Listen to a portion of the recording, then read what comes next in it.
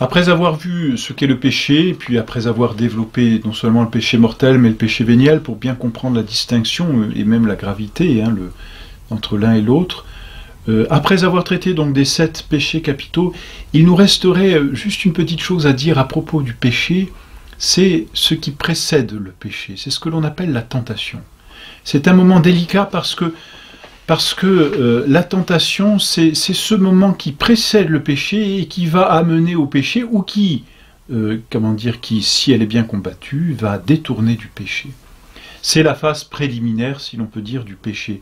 Comment ne pas pécher? Eh bien, en ne cédant pas à la tentation. Et comment ne pas céder à la tentation? C'est précisément ce que nous allons essayer de voir. La tentation a deux sens. Ce peut être d'abord une épreuve que Dieu permet, et Dieu peut permettre des épreuves, comme il l'a permis aux anges, comme il l'a permis à Adam et Ève, et ce peuvent être des excitations au péché. Le bon Dieu ne nous excite pas au péché, il ne veut pas nous exciter au péché, bien sûr. Le bon Dieu, par contre, peut nous mettre à l'épreuve pour voir notre capacité à l'aimer, et c'est un peu normal. Je dirais un peu comme des parents vont mettre un peu à l'épreuve leurs enfants pour voir quelles sont leurs capacités d'amour vis-à-vis d'eux-mêmes. On va leur donner une petite épreuve. Et puis j'ai envie de dire, eh bien, comme tout examen est une épreuve, on le dit bien, un examen c'est une épreuve. Qu'est-ce qu'une épreuve? Une épreuve, c'est ce qui prouve. C'est ce qui prouve qu'on sait pour l'examen. Eh bien, une épreuve ici, la tentation, qu'est-ce que c'est? C'est ce qui prouve qu'on aime Dieu. Et le bon Dieu est content de voir qu'on l'aime, naturellement. Comme chacun d'entre nous, nous avons en chacun d'entre nous ce désir d'être aimé, et on est content, on est heureux de recevoir des preuves d'affection, des preuves d'amour.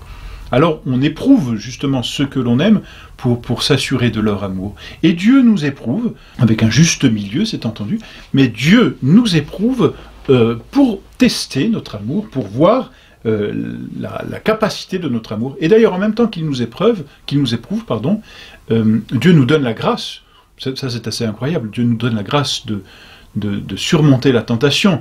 Donc Dieu est véritablement bon, c'est le bon Dieu, n'est-ce pas? Dieu nous éprouve, en même temps qu'il nous éprouve, il nous donne le moyen de répondre à la tentation et d'en sortir vainqueur, et en même temps, Dieu nous donne un accroissement de grâce quand nous avons triomphé de la tentation. Donc là, je dirais, c'est tout bénéfique pour l'homme.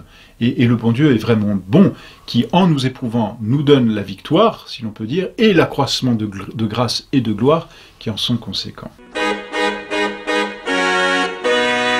Quelles sont les sources de la tentation? Là, il y a vraiment 3 sources à la tentation, comme excitation au péché, vraiment. Ces 3 sources, ce sont la concupiscence. Qu'est-ce que c'est que la concupiscence? Eh bien, c'est la blessure qui reste dans notre âme depuis le péché originel. Par le péché originel, nous l'avons vu, notre âme a été blessée. Elle a été blessée, et donc il y a en elle comme des cicatrices qui ne sont pas refermées. C'est ce que l'on appelle la concupiscence. Et ces cicatrices se rouvrent de temps en temps, si l'on peut dire, et c'est cela, la tentation de concupiscence. Concupiscence, la triple concupiscence, nous la connaissons. Concupiscence de luxure, que nous éprouvons tous. Le désir de satisfaire des plaisirs personnels, de gourmandise. La concupiscence des biens de ce monde. La concupiscence des richesses, la concupiscence de l'orgueil, c'est-à-dire ce désir de paraître, ce désir d'exceller, ce désir d'être reconnu. Cette concupiscence, elle a pour origine ces blessures dans notre âme. C'est la première source de nos tentations. Et cette source, elle est en nous bien réelle, hélas. La deuxième source, c'est le monde, et ça nous en avons déjà parlé. Le monde est source de tentation, tout particulièrement aujourd'hui. Il n'y a qu'à regarder l'affichage, il n'y a qu'à regarder les études commerciales qui sont faites pour pouvoir vendre des produits qui ne servent à rien. Tout simplement. Mais qu'est-ce que l'on fait? On flatte ici la concupiscence, et c'est le monde qui s'occupe de raviver des blessures qui sont dans l'âme pour essayer de pousser au péché, tout simplement. Et puis la troisième source de tentation, c'est le démon lui-même qui peut s'en mêler. Mais bien sûr, avant de s'en mêler, le démon va utiliser ce qu'il y a en nous, c'est-à-dire la concupiscence et le monde. Et quand la concupiscence et le monde n'ont pas d'effet sur l'âme, le démon interviendra directement. C'est ce que l'on voit dans la vie des saints. Le démon, malheureusement, n'a pas forcément besoin d'intervenir dans la vie des pécheurs et des pécheurs endurcis. La concupiscence est suffisamment, je dirais, avivée et acérée pour être seule source de tentation, ou le monde est suffisamment omniprésent pour être source de tentation, hélas. Mais pour les personnes qui vivent d'ascèse, comme les religieux, ou ces gens qui se sont retirés du monde, et pensons à notre Seigneur lui-même, qui s'est retiré dans le désert 40 jours pour jeûner et boire, pas de concupiscence ici, pas de monde, eh bien le démon se charge lui-même d'intervenir pour pousser au péché. Il le fait par 3 fois auprès de notre Seigneur. Mais on peut voir dans les vies des saints, quand on lit un peu les vies des saints, l'intervention du démon. Le démon excite au péché, bien sûr. Le démon nous tente. Alors comment se passe une tentation? Il y a 3 phases. J'ai envie de dire qu'il y a une phase d'abord objective, et les 2 autres sont plutôt subjectives. La première phase objective, c'est la suggestion. La deuxième phase, qui est d'abord la première subjective, j'ai envie de dire, c'est la délectation. Et la troisième phase, c'est le consentement et le péché. Ou la victoire, bien sûr. La première phase, c'est la suggestion. Bon, c'est la plus facile, c'est un peu ce que nous venons de dire, c'est le péché qui se propose à nous. C'est comme, si vous voulez, une attirance qui se propose à l'âme. Comme si la tentation était une aimantation. C'est-à-dire, la tentation agit comme suggestion, c'est-à-dire, c'est comme un champ magnétique, vous voyez, qui attire à lui. Alors, la concupiscence s'ouvre, le monde attire, et l'âme est comme attirée, hein, c'est véritablement ça, comme aspirée par l'objet de la tentation. Que ce soit un plaisir charnel, que ce soit un plaisir temporel, que ce soit un plaisir, je dirais, spirituel, il y a une attirance. L'âme est comme happée, aimantée par cette suggestion. C'est une suggestion incroyable. Le démon est très fort, et je dirais le monde est hélas aussi très fort, parce que ce sont comme des tours de magie. On nous propose un bien apparent, mais qui est du toc, quoi. Et le pécheur le sait bien lui-même, qui quand il a cédé à la tentation, se rend compte après coup et après son péché de l'inanité, de l'évanescence même du péché et de la tentation, et se dit, mais je me suis fait encore avoir. Mais voilà, la suggestion est telle qu'elle attire. C'est la première phase, c'est la suggestion. La deuxième phase, donc, qui désormais est subjective, c'est qu'il y a comme une certaine délectation. Et c'est entendu, le démon est assez malin, le monde est malin, on va proposer, c'est comme ça que font les commerciaux, ils proposent un bien, quelque chose qui apparaît comme bien, et on va le faire de telle façon que ce bien, mais comment avez-vous fait pour vivre, pour vous en passer? C'est presque cela, n'est-ce pas? Et donc il y a une phase psychologique telle qu'en nous, il y a une certaine délectation. C'est-à-dire qu'on voit ce bien et il est délectable, il est agréable, il est beau. Comme dit l'Écriture à propos de Ève, et elle vit que le fruit était beau à voir. Voyez, le démon suggère à Ève de manger du fruit, et Ève regarde le fruit, elle se dit, punaise, mais qu'est-ce qu'il est beau! Mais bien sûr, le bon Dieu crée des belles choses, c'est entendu, il est beau. Et donc il y a là une certaine délectation. Et dans la tentation, il y a cette phase où subjectivement nous sommes pris comme par ce désir d'une délectation. Délectation charnelle, délectation temporelle, délectation d'une richesse, délectation d'un plaisir de soi-même, d'un orgueil. Ça, c'est la deuxième phase, la délectation.